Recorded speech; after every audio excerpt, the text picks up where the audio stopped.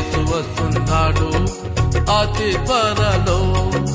రారాజుగా న్యాయాధిపతిగా యేసు వస్తున్నాడు అతి త్వరలో. నేడే రక్షణ దినమండి, మారు మనసు పొందండి.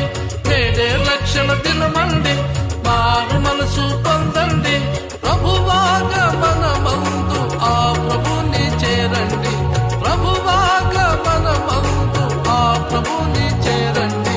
రారాజుగా న్యాయాధిపతిగా యేసు వస్తున్నాడు అతి త్వరలో.